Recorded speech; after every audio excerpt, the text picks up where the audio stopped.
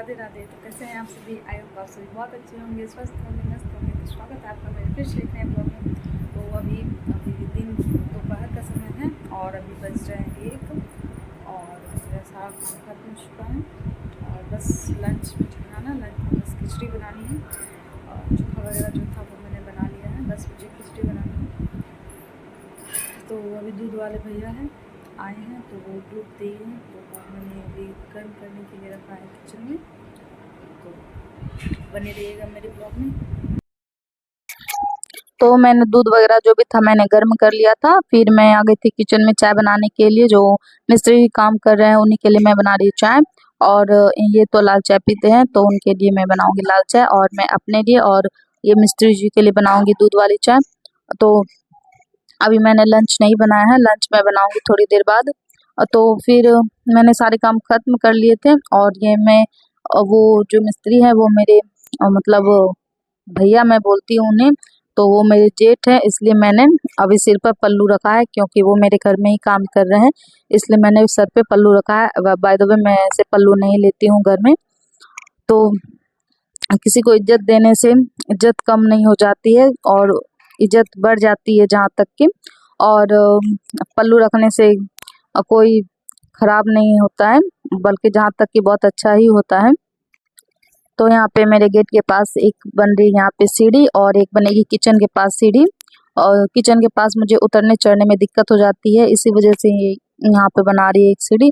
और वहां से एक बार बाबू गिर गया था, इसलिए वहां पे बन रही है एक सीढ़ी। किचन के पास बहुत ऊंचा है जिसका मुझे चढ़ने में बहुत ज़्यादा परेशानी हो जाती है, पैर में भी बहुत ज़्यादा दर्द होने लगता है। तो यहाँ मुझे बहुत अजीब लग रहा था घर के अंदर सिर पर पल्लू लेने में। तो क्योंकि मेरे घर में कोई जेठ है नहीं और मैं घर में सबसे बड़ी हूँ, इसीलिए मुझे सिर पे पल्लू लेने की कभी नौबत ही नहीं आई घर के अंदर। तो फिर मैं जब घर के बाहर निकलती हूँ तो मैं सिर पे पल्लू लेती हूँ, ऐसा नहीं कि मैं नहीं लेती हूँ। सिर मैं हमेशा जब भी मैं घर के बाहर निकलती हूँ तो सिर पर पल्लू रख कर ही निकलती हूँ। तो फिर मैंने चाय वगैरह सबको दे दिया था और मैंने लगे हाथे इधर खिचड़ी भी बनने के लिए रख दी थी और इधर मैंने कुकर में ही चावल दाल वगैरह धो के डाल दिए थे और उसमें मैंने डाल दी हल्दी नमक और सरसों का तेल। तो कुकर में खिचड़ी बहुत जल्दी बन जाती है और तुरंत भी बन जाती है।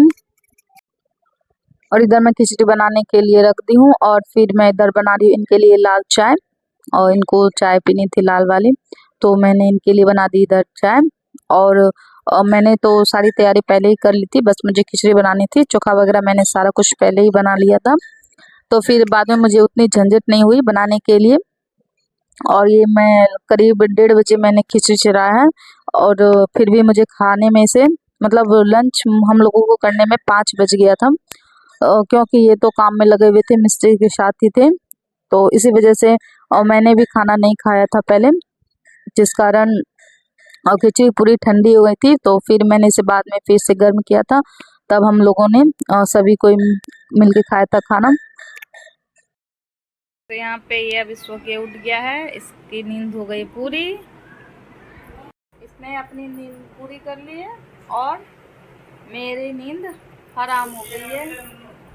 हाँ, तो मैंने लंच वगैरह बना लिया है, अभी किसी ने खाया नहीं है और मुझे अभी कपड़ा धोने के लिए जाना है। कपड़ा मैंने भिगो कर रखा है बस 5 मिनट के लिए। और ये मैंने बेडशीट वगैरह चेंज की थी, तो वही बेडशीट वगैरह है और बाबू लोग के कपड़े हैं थोड़े बहुत। फिर भी लगभग 1 बाल्टी कपड़ा डेली का तो हो ही जाता है, एटलीस्ट सबके घरों में कपड़े डेली हो ही जाते हैं धोने के लिए। और मेरे घर की तो बात ही कुछ और है।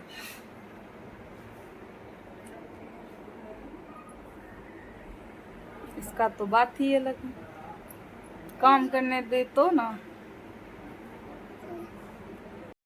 तो यहाँ पे अभी मैं कपड़े वगैरह धो के आ गई और ये हेलो बात कर रहा है, किससे बात कर रहे हो बेटा? हाँ, किससे किससे बात कर रहे थे?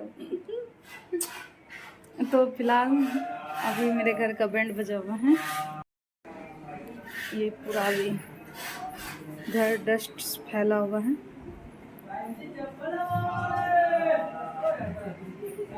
ये इधर का एक कंप्लीट हो गया है।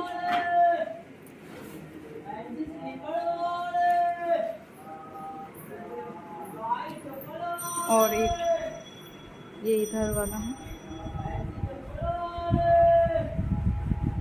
ये थोड़े बहुत काम थे बच्चे तो वो इन्होंने करवाया।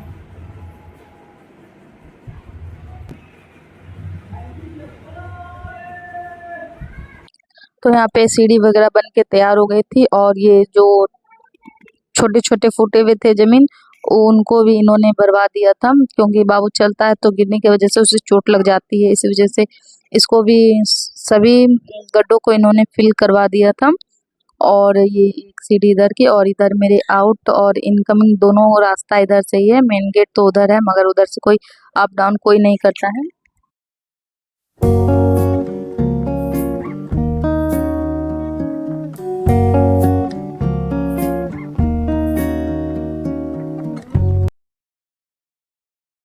फिलहाल मैं अभी पोछा नहीं लगाऊंगी, बस झाड़ू लगा दूंगी, वरना पोछा मारने के बाद ये मतलब जितने प्लास्टर है छोटे छोटे वो बेकार हो जाएंगे। इसलिए मैं आज सिर्फ झाड़ू लगाऊंगी, पोछा कल मारूंगी, सूख जाएंगे तब फिर पोछा मारूंगी, मगर ये सूखेंगे आज नहीं, इसको सूखने में कल हो जाएंगे, तो इस वजह से मैं आज पोछा नहीं मारूंगी पोछा कल। तो फिलहाल ये अभी ऐसे ही पड़े रहेंगे। काम थोड़ा सा हो या ज़्यादा, घर गंदा उतना ही हो जाता है।